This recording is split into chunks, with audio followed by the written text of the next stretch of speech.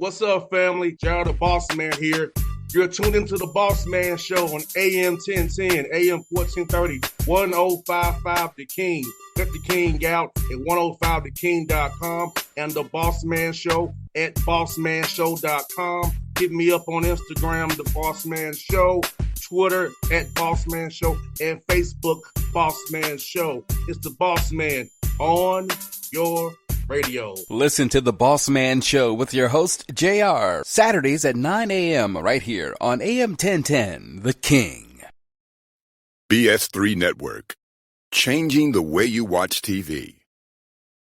Yes, BS3 Network, changing the way you watch TV, covering content and hot topics from A to Z, sports, music, society and culture, movie reviews, you name it, we have it. Check it out on bs3network.com or check us out on Roku, BS3 TV on Roku, as well as check out your favorite podcast on all podcast platforms or Spreaker.com/BS3 Network. You are now tuned to BS3 Network.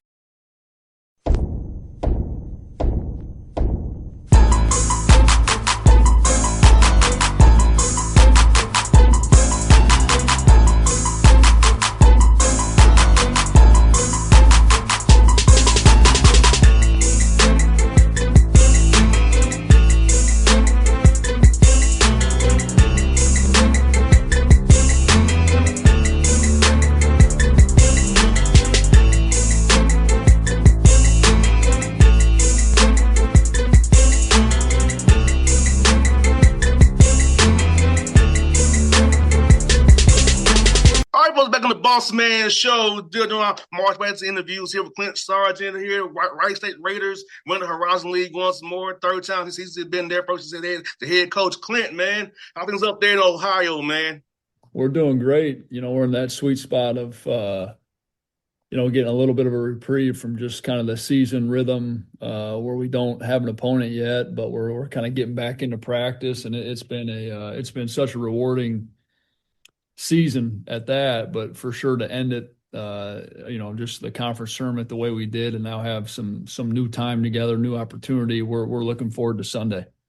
And no man, excuse Clint, man. How do you balance keeping your guys sharp versus them getting to get too much rest? Because I know you want guys to get healthy and be ready to go next week, but also you don't want to run them to the ground either. So how do you kind of balance that? Kind of going focusing on us this week and doing better development, not letting guys do too much this week.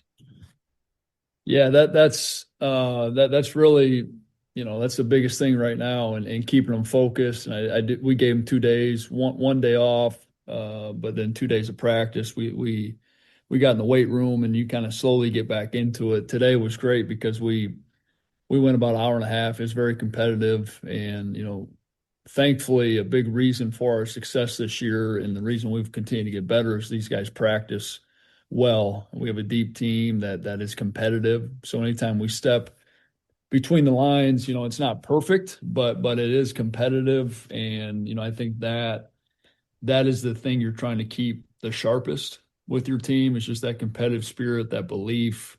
And then we'll slowly get more technical tomorrow. And then obviously once you know your opponent, then I think it helps narrow the focus of everybody in your program.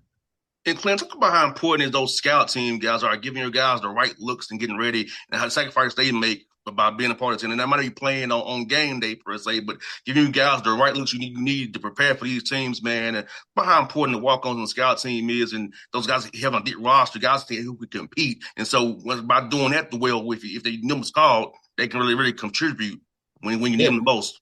Yeah, you said it. I mean, it takes everyone to really run a program at an excellent level, and thankfully we have a few red shirts. Our walk-ons are just humble and eager, and they fit well with just the top of like everywhere between our staff and our players. We have great chemistry, and I think within that it allows you to have really good role definition and an understanding of no one's role is more important than another, but we all have different abilities and things that are asked of us, and stepping into those with just selflessness about you is always something we're trying to lead with as a staff first, and then promote with how we address the team, speak of the team, and just kind of move throughout our days. So I think when you have that in place, it gives you a chance to really win all the margins of your preparation, and our team's done that. And to your point, it is a credit to the roster from top to bottom.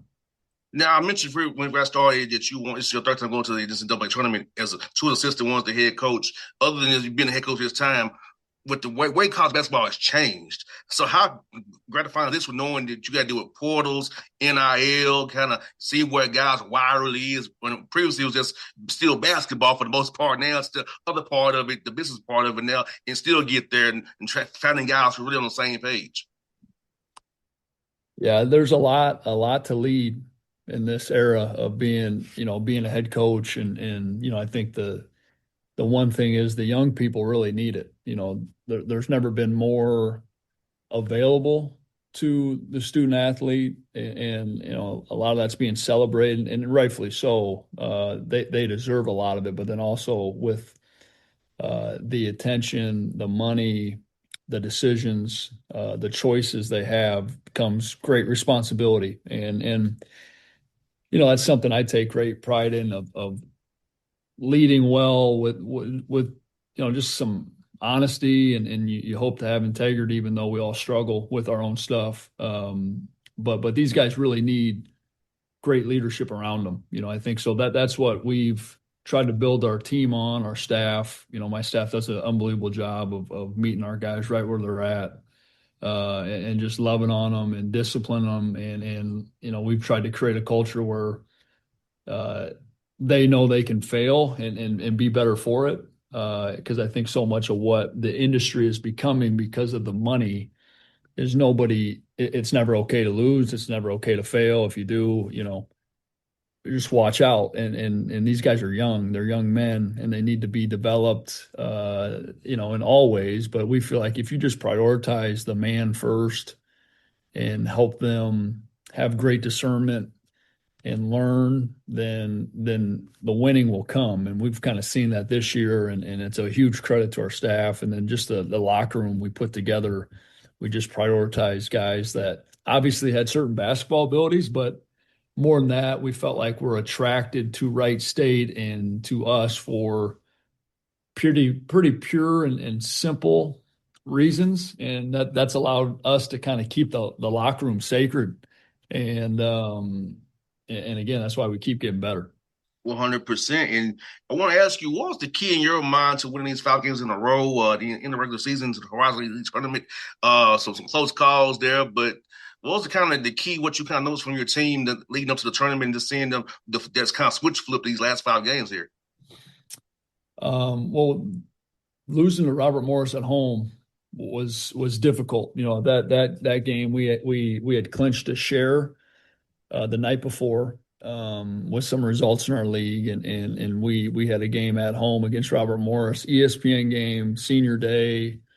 You could really feel the magnitude of the game, and we lost. And I think that was really healthy for us to experience that, and gripping the game too tightly, and not just kind of letting it happen, and trusting each other. So I think from that point on, we had learned a lot about ourselves. And then to fast forward, go win a league title on the road at Fort Wayne, I think that gives you a ton of confidence.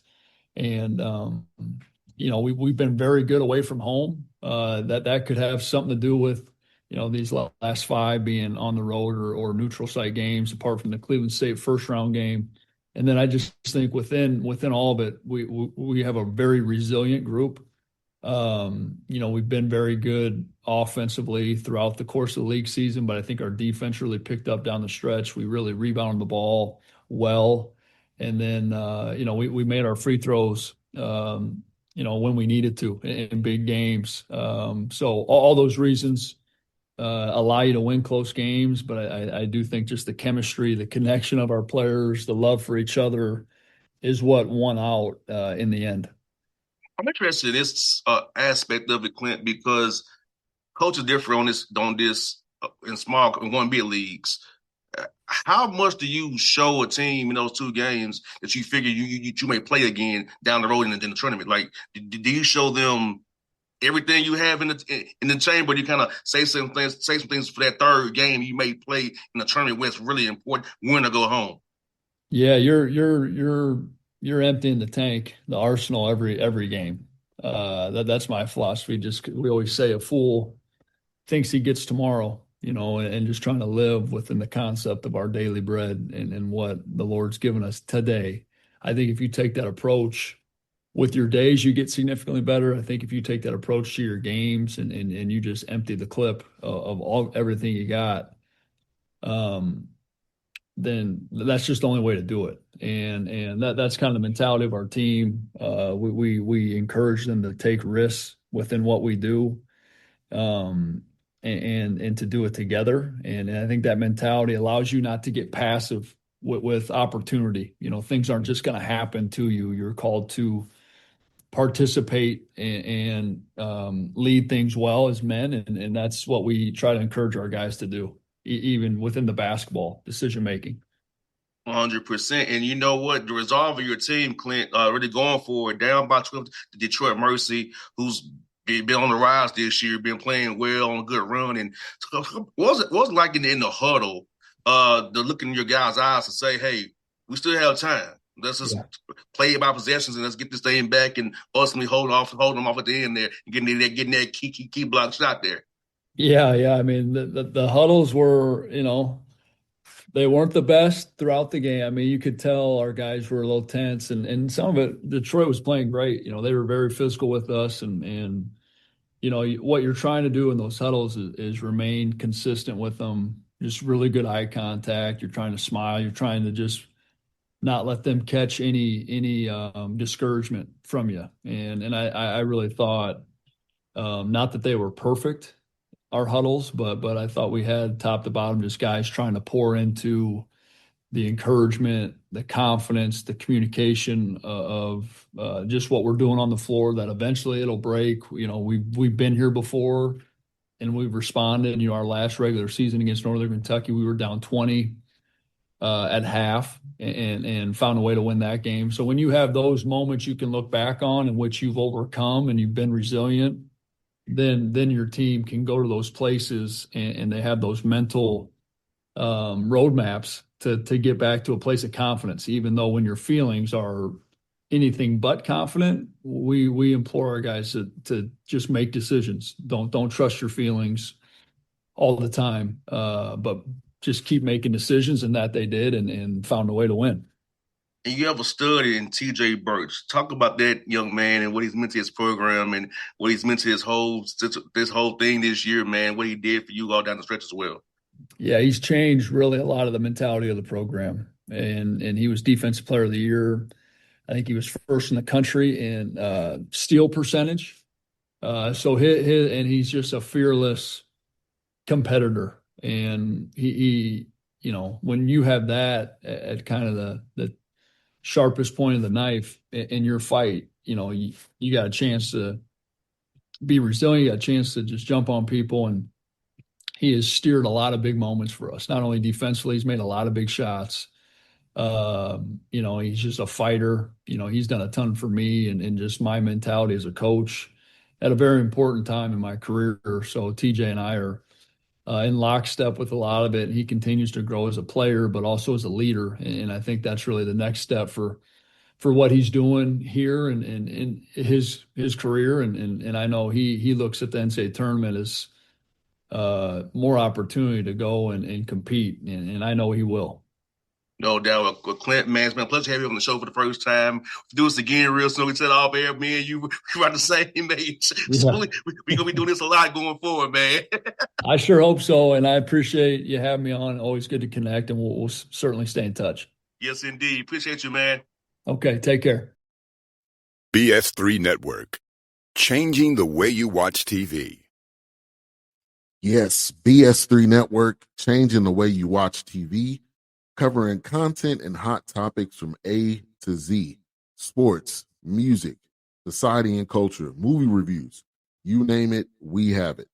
Check it out on bs3network.com or check us out on Roku, BS3 TV on Roku, as well as check out your favorite podcast on all podcast platforms or Spreaker.com/BS3 Network. You are now tuned to BS3 Network. What's up, family? Jared the Bossman here. You're tuned into the Bossman Show on AM 1010, AM 1430, 1055 The King. Let the King out at 105theking.com and the Bossman Show at bossmanshow.com. Hit me up on Instagram, The Bossman Show, Twitter at Bossman Show, and Facebook, Bossman Show. It's the Bossman on your radio. Listen to The Bossman Show with your host, JR, Saturdays at 9 a.m. right here on AM 1010, The King.